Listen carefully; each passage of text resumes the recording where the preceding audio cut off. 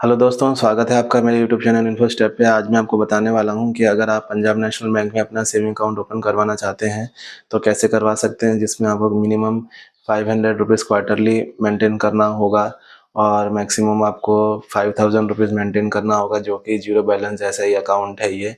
इसमें आपको ATM card मिलेगा और पासबुक और चेकबुक मिलेगा। तो इस तरह से आप सभी तरह के ट्रांजैक्शन इसमें कर सकते हैं।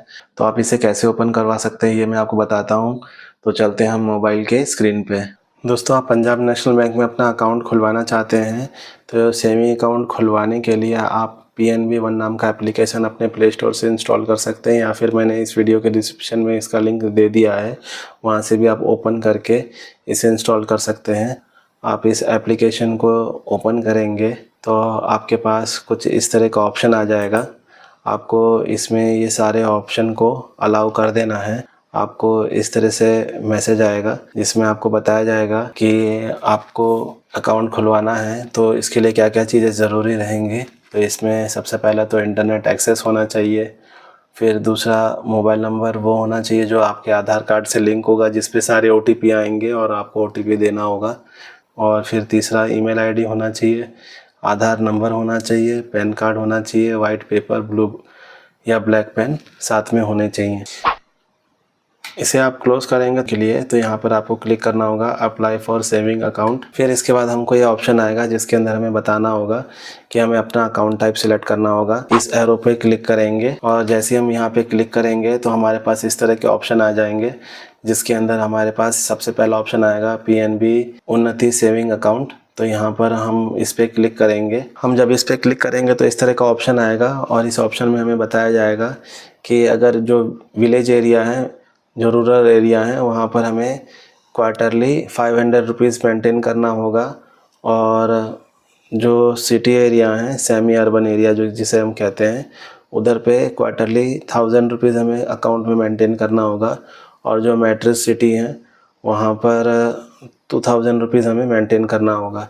तो ये मंथली नहीं है, क्वार्टरली है। तो उसके साथ साथ हमें क्या क्या चीज़ें मिलेंगी ये भी हमें बताया जा रहा है कि हमें free issue ATM debit card मिलेगा, 25 चेकबुक मिलेंगे। इसके अंदर हम फ्री NEFT ट्रांजैक्शन कर सकते हैं। और हम PNB वन नाम का एप्लीकेशन इंस्टॉल करेंगे तो हम इसके अंदर बैंकिंग ट्रांजैक्शन भी कर सकते हैं। तो ये सारी फैसिलिटी हमको इसके अंदर मिलेगी।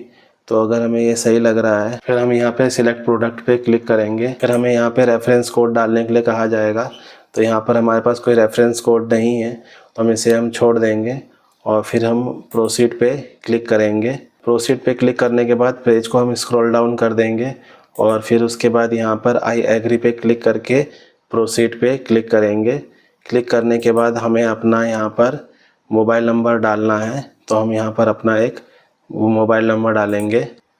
फिर इसके नीचे हम अपना ईमेल आईडी डालेंगे। फिर यहाँ पर जो टर्म एंड कंडीशन है उसे हम क्लिक करेंगे और यहाँ पे नीचे प्रोसीड पे क्लिक करेंगे। उसके बाद हमारे नंबर पे एक OTP आएगा, वो OTP नंबर हम यहाँ पर डालेंगे। फिर यहाँ पे वेरीफाई प्रोसीड पे क्लिक करेंगे। फिर यहाँ पर हमारे आधार कार्ड से लिंक सारी डिटेल हमारे यहाँ पे फैच होकर आ जाएंगी, जिसके अंदर हमारा नाम, डेट ऑफ बर्थ, जेंडर और एड्रेस सारी चीज़ें आ जाएंगी।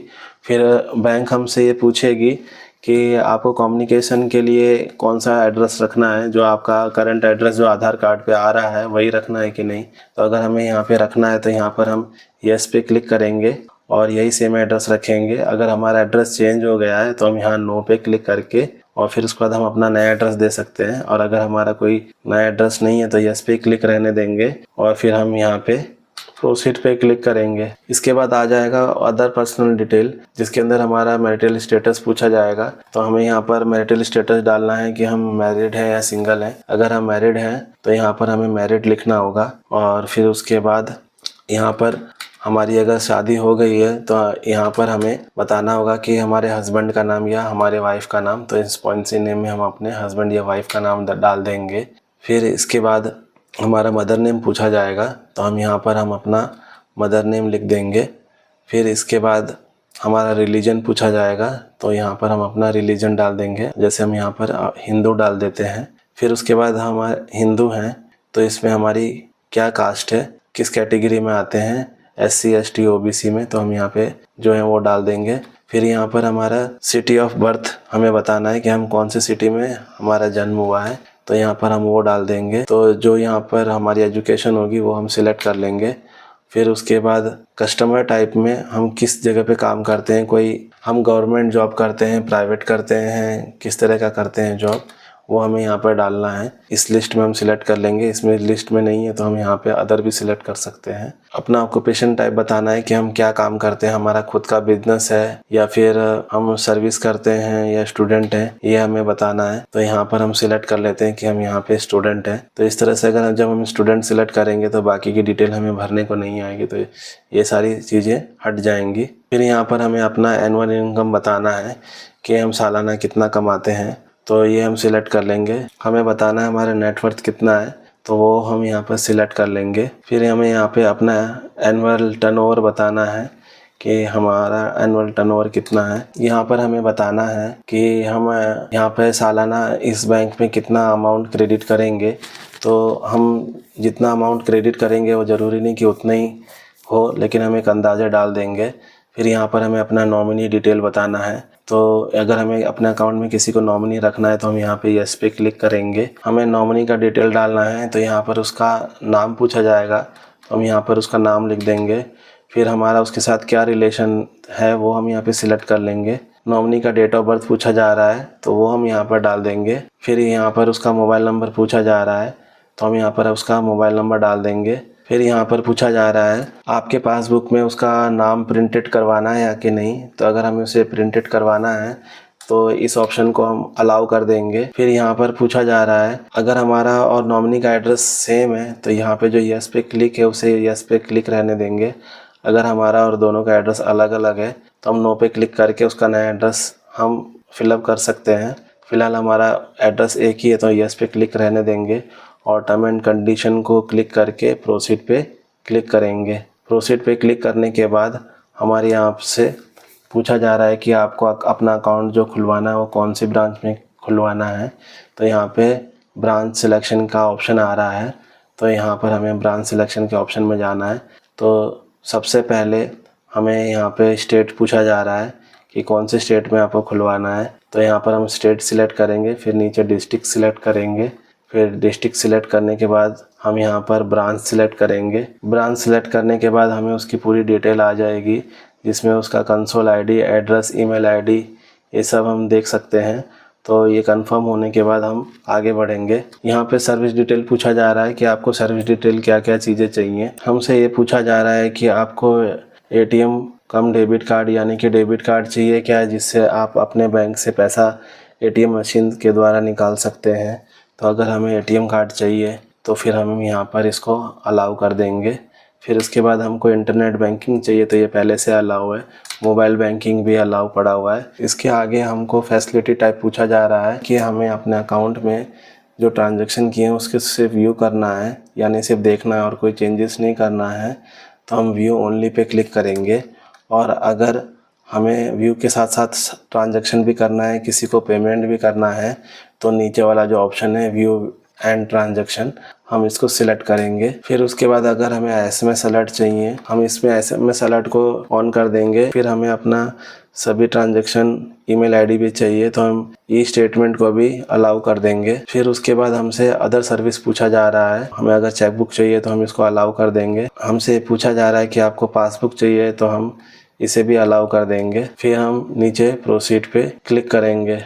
फिर इसके बाद हमारे पास एक कंसर्न डिक्लेरेशन का एक ऑप्शन आ जाएगा, जिसमें हम इस सारे टर्म एंड कंडीशन को रीड करने के बाद पेज को नीचे स्क्रॉल डाउन कर लेंगे और यहाँ पर हम आई एग्री पे क्लिक करेंगे। बाद नीचे वीडियो केवाईसी के लिए पूछा जा रहा है, तो ये वीडियो केवाईसी पे भी हम क्लिक कर देंगे और उसके बाद हम सबमिट पे क्लिक करेंगे। प्रीव्यू एप्लीकेशन हमारे पास आ चुका है, जिसके अंदर हमने जो एप्लीकेशन अभी तक जो भरा था, जो भी डिटेल भरी थी, उसका हम पूरा का पूरा प्रीव्यू देख सकते हैं और इसे हम स्क्रॉल डाउन करके पूरा का पूरा पढ़ सकते हैं। और उसके बाद अगर ये सब सही है तो हम इसको प्रोसीड पे क्लिक कर देंगे। क्लिक करने के बाद हमारे पास एक एप्लीकेशन रेफरेंस नंबर आ जाएगा और ब्रांच और एफसी कोड आ जाएगा, जिसमें हम इसकी डिटेल देख सकते हैं। और फिर उसके बाद इसे हमें अगर डाउनलोड करना हो तो हम डाउनलोड करने के लिए यहाँ पे नीचे डाउनलोड पीडीएफ पे क्लिक करेंगे PDF में भी देख सकते हैं जो अभी हमने भरा था। अपना वीडियो KYC करवाना है। यहाँ पर 2 ऑप्शन आ रहा है, प्रोसीड फॉर वीडियो KYC और शेड्यूल अ कॉल। यानी कि अगर हम रात के टाइम या ऐसे टाइम में भर रहे हैं जब बैंक खुली नहीं हो, तो फिर हमें यहाँ पे शेड्यूल सिलेक्ट कर लेना है, ताकि जो हम यहाँ पे टाइम देंगे उसी टाइम में हमें जो लिंक मिलेगा वो लिंक पे हम क्लिक करेंगे हमारी ईमेल आईडी से, तो फिर वो लिंक खुलेगा और हमारा जो वीडियो KYC होगा। अगर हम अपना अभी करवाना चाहते हैं और वो बैंक टाइम के हिसाब से वर्किंग आवर है, तो हम यहाँ पे प्रोसीड फॉर वीडियो KYC पे क्लिक करेंगे। क्लिक करने के बाद हमसे ये परमिशन मांगेगा, जो भी परमिशन मांगेगा वो सभी हमें अलाउ करते जाना है, जिसमें कैमरा, ऑडियो, वीडियो, माइक, ये सारी चीज़ें हमसे पूछा जाएगा। नीचे हमें प्रोसीड पे क्लिक करना है, फिर हमें यहाँ पे कॉल नाउ पे क्लिक करना है। इसके बाद हमसे भाषा सिलेक्ट करने के लिए कहा जाएगा कि आप किस भाषा में वीडियो KYC करवाना चाहते हैं। तो यहाँ पर 2 ऑप्शन आएंगे जिसमें इंग्लिश और हिंदी आएगा, तो हम यहाँ पर हिंदी सिलेक्ट करके प्रोसीड पे क्लिक करेंगे।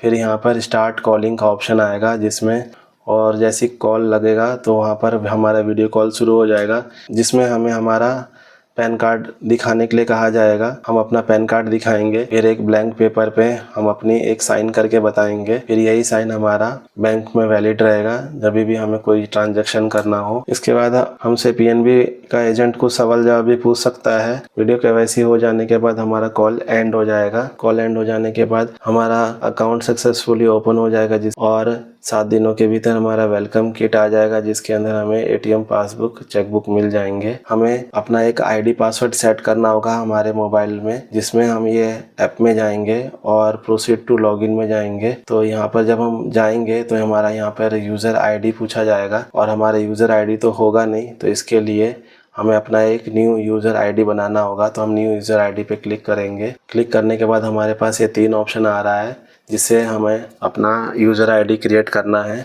तो इसके लिए हम रजिस्ट्रेशन विथ डेबिट कार्ड, अगर हमारे घर पे डेबिट कार्ड 7 दिनों के भीतर आएगा तो बहुत टाइम लगेगा। दूसरा ऑप्शन है रजिस्ट्रेशन विदाउट डेबिट कार्ड, तो इसके द्वारा भी हम यहाँ पर रजिस्ट्रेशन कर सकते हैं। और तीसरा ऑप्शन है रजिस्ट्रेशन विथ आधार, हम अपने आधार से भी लॉगिन कर सकते हैं। हम ये तरीका इस्तेमाल करेंगे, रजिस्ट्रेशन विदाउट डेबिट कार्ड, और फिर हम अपना एक यूज़र ID पासवर्ड बना लेंगे। फिर ऐप में लॉगिन हो जाने के बाद हम सभी तरह के ट्रांजैक्शन कर सकते हैं। तो दोस्तों, आपको ये मेरा वीडियो कैसा लगा? आप इसको लाइक कीजिए, अपने दोस्तों के साथ शेयर कीजिए। इस तरह की और भी इन्फॉर्मेशन आप लेना चाहते हैं तो मेरे चैनल को सब्सक्राइब कीजिए, और मुझसे कुछ पूछना हो तो आप मुझे कमेंट बॉक्स में पूछ सकते हैं। मिलते हैं एक और नए वीडियो के साथ, तब तक के लिए गुड बाय।